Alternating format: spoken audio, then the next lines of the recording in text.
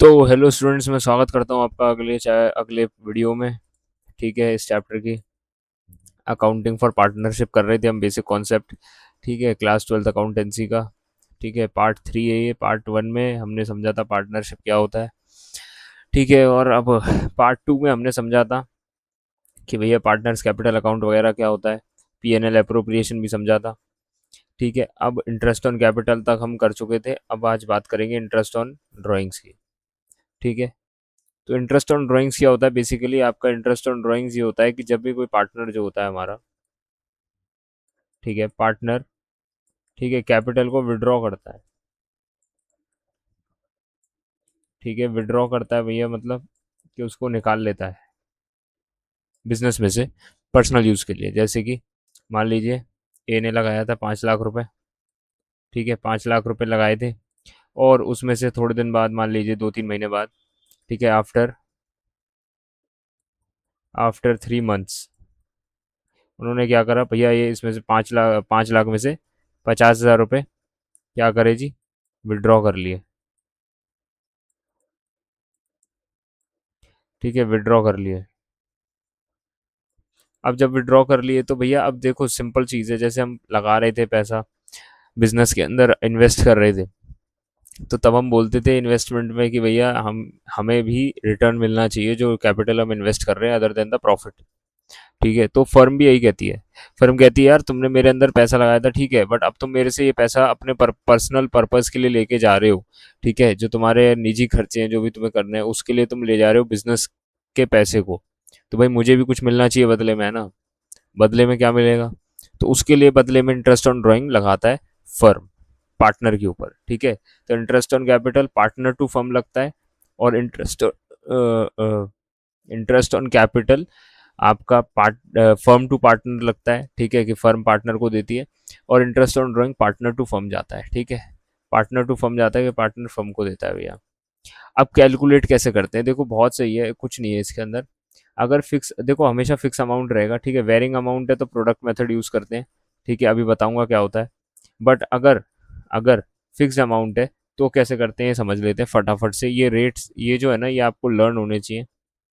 ठीक है, ये आपको लर्न होने चाहिए। ये अगर याद नहीं है आपको तो एग्जाम में बहुत दिक्कत आएगी आपको।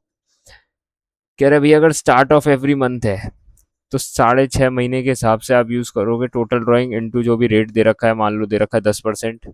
ठीक है, तो 10% इंटू 6.5 अपॉन में 12। अगर एंड ऑफ एवरी मंथ है तो 5.5 हो जाएगा। अगर मिडल ऑफ एवरी मंथ है, ठीक है, मतलब अब इसका क्या मतलब है? स्टार्ट ऑफ एवरी मंथ मतलब, ठीक है, स्टार्ट ऑफ एवरी मंथ मतलब 1 जनवरी, आपने 1 अप्रैल को निकाला। ठीक है, फिर आपने first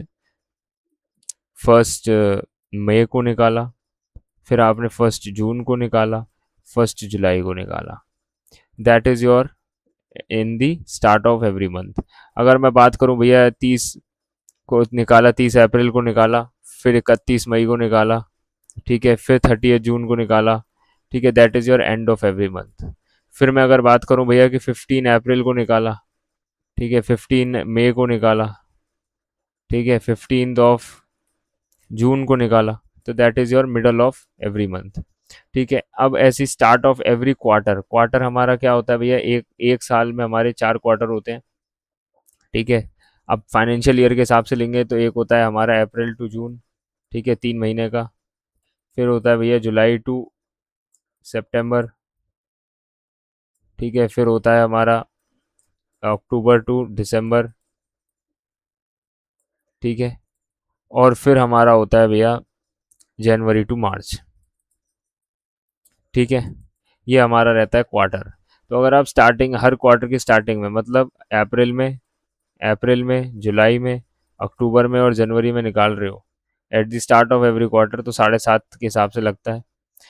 at the end of every quarter निकाल रहे हो, मतलब भैया जुलाई जून में निकाल रहे हो, सितंबर में निकाल रहे हो, दिसंबर में निकाल रहे हो, और मार्च 31 को निकाल रहे हो।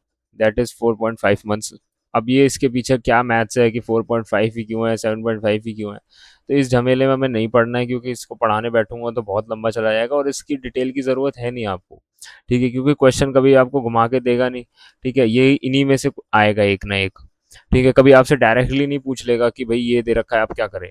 ठीक है, ऐसा कुछ नहीं है कि आपको इनमें से कोई बाहर का दे देगा, ऐसा कुछ नहीं होता। ठीक है, यही आएगा जो आएगा। अब वेरिंग अमाउंट है तो प्रोडक्ट मेथड यूज़ करते हो, क्या करते हो आप, summation amount into months outstanding into rate into 1/12। ठीक है, मंथ्स आउटस्टैंडिंग अमाउंट, ये सब ये चीज़ मैं समझाऊंगा किससे, क्वेश्चन से, जब क्वेश्चन कराऊंगा इस चैप्टर के तब। ठीक है, क्वेश्चन से बहुत अच्छे से समझ में आता है, अभी ऐसे समझाऊंगा तो नहीं आएगा।